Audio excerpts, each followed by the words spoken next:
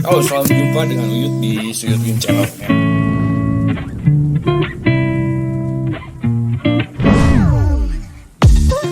DJI Spark. Kita ketemu nih DJI Spark. Ini punya temen. Oke, bawaannya sebetulnya nggak gini DJI Spark tuh. Ada boxnya yang dari pabrikannya. Ini kebetulan tasnya beli lagi. Oke, boxnya ya. Terus kebetulan saya nggak tahu ini masuk combo atau bukan. Ini punya teman saya. Ini nggak tahu masuk combo atau bukan. Tapi yang pasti ada remote-nya. Oke, DJI Spark ada remote. Biasanya kalau paketan combo tuh remote, drone-nya kebetulan warna kuning, kecean. Oke. Terus baterainya 2. Oke, casan biasa. Nah, casannya docking ada seperti ini. Ya, dia bisa ngecas 3. Kebetulan teman saya ada 3 baterainya. Oke. Terus ya ada masih komplitnya, ada popper guard-nya. Popper guard-nya ya udah pasti 4 ya.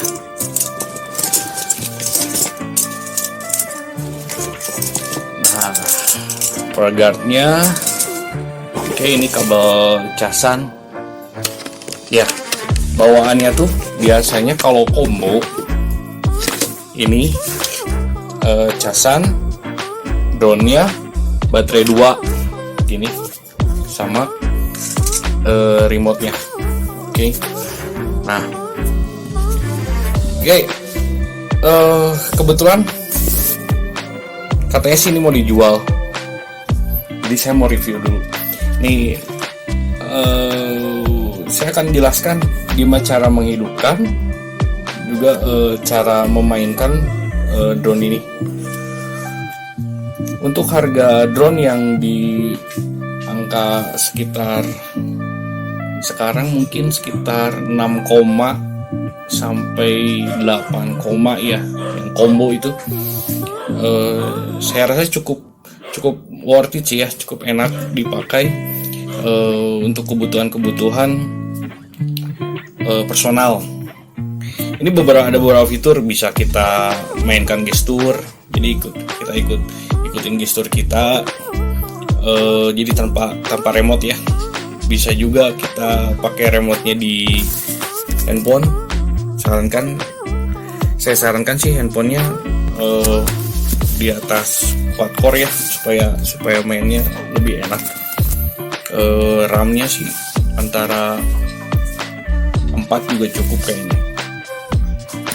Kecuali kalau kita mau record di handphonenya, kalau di handphonenya ya ROM di atas 128 lah, lebih aman.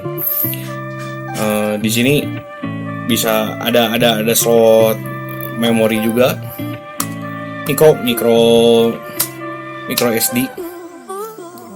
Nah, dia ngerekamnya di sini sebetulnya. Di handphone tuh preview, cuman bisa record juga di handphone, cuman nggak semulus, hasilnya nggak semulus yang ada di memori. Oke, di sini ada kabel data juga, bisa kita masukin kabel data masuk PC. Jangan lupa pasang baterainya, tapi saya jarang pakai, biasanya langsung pakai card reader. Oke. Untuk pemula, saya sarankan kalian tetap pasang popper guard-nya ya. Oke, cara masang popper guard-nya gampang. Ini ada tanda hitam di sininya ya, terus ada tanda putih di sini. Yang putih itu kita pasang di yang putih. Jadi ada propellernya, ini tandanya putih. Oke, putih, ini hitam. Nah, yang putih pasang di putih, yang hitam pasang hitam. Kita coba ya, kita pasang. Kalau nggak mau dipakai boleh juga, tapi yang buat Anda yang udah yakin aja, udah oke menerbangkannya, kira-kira aman, ya nggak usah pakai propeller guard juga nggak masalah. Beberapa teman termasuk saya, mungkin saya nggak senang pakai propeller guard, soalnya lebih hemat baterai karena kan lumayan ya ini beban. Terus ya manuvernya dia lebih cepat ya, karena keseimbangannya juga pasti pengaruh dengan kita pakai propeller guard atau enggak. Hasil videonya cukup lah ya untuk pengambilan video personal gitu ya. Kamera udah cukup wide, jadi kalau untuk kebutuhan kayak prewedding, untuk misalnya bikin konten untuk IG story atau ya kebutuhan kalian yang senang TikTok, cukup kayaknya ya. Oke. Yang pertama-tama, kalau propeller guardnya kita udah pasang, ya tentunya kita pasang baterai dari drone-nya ya. Kita ambil salah satu powernya. Jadi sebelumnya saya jelaskan dulu, sini kita ada 2 sensor. Nah, sensor depan, yang sensor depan tuh ini ya, sensor depannya, oke, dan sensor bawah, oke. Nah, sensor depan ini supaya tidak nabrak ke depan. Jadi kalau ada halangan misalnya ke depan gini, dia akan berhenti saat terbang. Juga ke bawah. Nah, jadi kalau kita mau landing nggak aktifkan mode landing ya, dia nggak akan turun. Jadi kalau kita mau landing harus kita aktifkan dulu mode landingnya ya. Oke, begitu dia take off, si sensor ini keduanya otomatis dia berfungsi. Nah, tidak seperti seri-seri yang lebih atas, dia punya sensor lebih banyak. Jadi untuk manuver-manuver tertentu, misalnya untuk di ruangan yang kecil gitu ya, misalnya ruangan terbatas, dia bisa manuver lebih banyak gitu. Nggak harus ada halangan, nggak bisa manuver karena dekat tembok atau apa gitu. Kelebihannya itu. Nah, terus dia punya kamera udah cukup wide dan punya gimbalnya 2 axis. Jadi hanya roll gini, yang roll tuh dan tilt tuh atas bawah. Nah, yang kita bisa mainkan juga yang tiltnya. Kalau roll itu untuk penyeimbang aja. Nah, dia nggak ada pennya ya. Pen tuh yang kiri kanan itu, jadi cuma 2 axis. Tapi saya rasa cukup sih, karena kan dia bodinya kecil. Jadi kalau mau ke kiri atau ke kanan gitu, itu akan lebih mudah. Atau mau mutar gitu, dia lebih mudah gitu kan. Nggak perlu space yang cukup besar untuk yang kita ingin ambil gambar yang sesuai keinginan kita gitu. Nah, ada beberapa mode juga sebetulnya di sini. Nanti kita akan coba di saat kita coba di luar ya. Oke, caranya gampang, memasang baterai, masukkan gini. Oke, pada saat ngecas juga sama, tinggal masukkan gini aja. Nanti dia akan hidup di sini pada saat ngecas ya. Oke. Tombolnya ada di baterai ini. Oke, yang harus diperhatikan. Oke, ini benar-benar harus diperhatikan. Saya sarankan pada saat nyalakan dulu remote drone, lalu kita setel masuk ke DJI Go-nya ya. Yang belum punya DJI Go, silakan download, bisa di Play Store juga. Ambil DJI Go. Oke, lu koneksikan wifi-nya. Kalau yang belum punya akunnya, bikin aja dulu akunnya via email. Udah itu nanti login, sudah login kita bisa masuk. Nah, nanti koneksinya dia via wifi. Jadi kita bisa preview kamera, terus juga GPS di handphone ini. Koneksinya via wifi. Defaultnya itu kalau untuk yang belum belum men-setting defaultnya dari Spark ini 1234 1234 ya, 1234 dua kali. Oke. Ya, kita akan coba connect aja dulu ya di sini. Pertama nyalakan dulu remote. Ya, pencet 2 kali sampai ada bunyi. Nah, oke. Lalu drone-nya sama, pencet 2 kali. Nah, sampai ada bunyi gini. Nanti dia bunyi juga. Tenenet. Nah, oke. Setelah itu baru kita masuk DJI Go. Oke, saya sudah mendownloadnya DJI Go 4. Ya, kita nyalakan wifi-nya. Wifi-nya kita konekkan dengan DJI. Ya, DJI Spark sudah terhubung. Oke. Setelah itu nanti kita lihat cek di sini. Kalau misalnya aplikasinya, saya saranin untuk kalau aplikasinya minta update, di-ignore aja ya.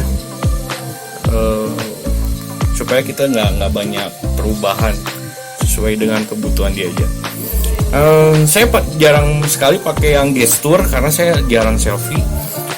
Juga jarang pakai fitur lain selain yang tidak menggunakan remote. Nah, kelebihannya pakai remote apa sih? Jangkauannya dia lebih jauh. Oke. Kalau pakai handphone saja, dia jangkauan tidak sejauh memakai remote.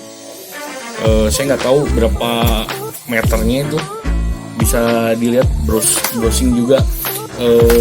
Maksimalnya pakai, yang saya tahu kalau dia pakai remote itu kira-kira sekitar 500 meter ke atas tuh bisa, radius 500 lebih juga bisa.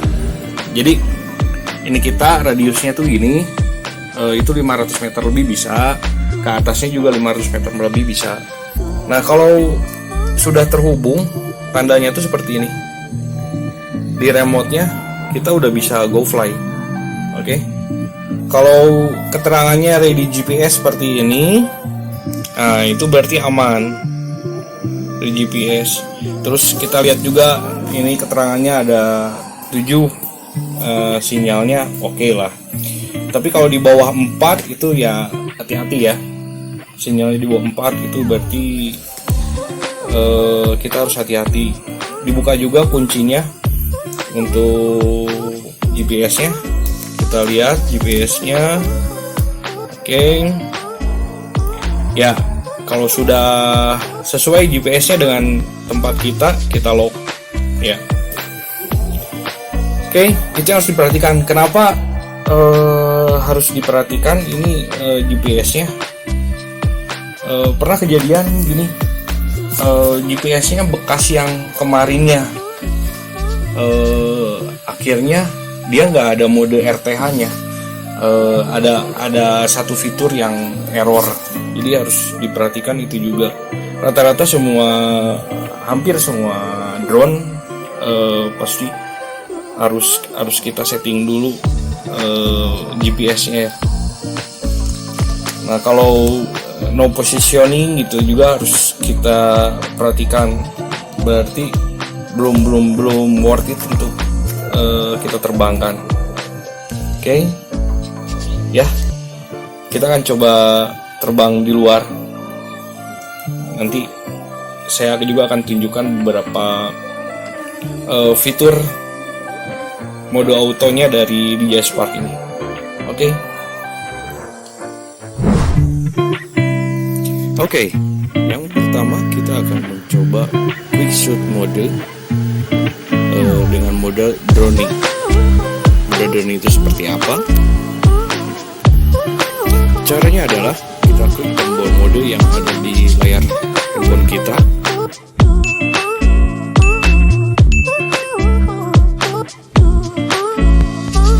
Lalu kita pilih quick shoot. Lalu kita pilih droning. Setelah kita pilih, kita pusatkan objek. Pada saat ini saya pusatkan kepada saya dan teman-teman di sini. Oke, kita tunggu 3, 2, 1, go.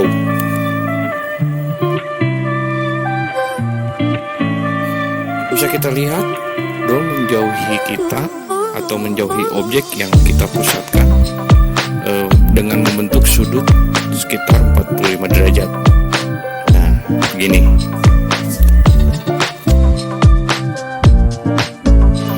Oke, sekarang kita akan mencoba mode roket dari mode quick shoot pada DJI Spark ini. Prinsipnya sama dengan mode drone tadi. Kita harus memusatkan objek dan nanti drone akan mengikuti acuan dari objek yang telah kita pusatkan itu. Perbedaannya adalah bisa kita lihat drone akan menjauh seperti roket. Dia akan terbang ke atas dengan ketinggian yang telah ditentukan oleh drone tersebut.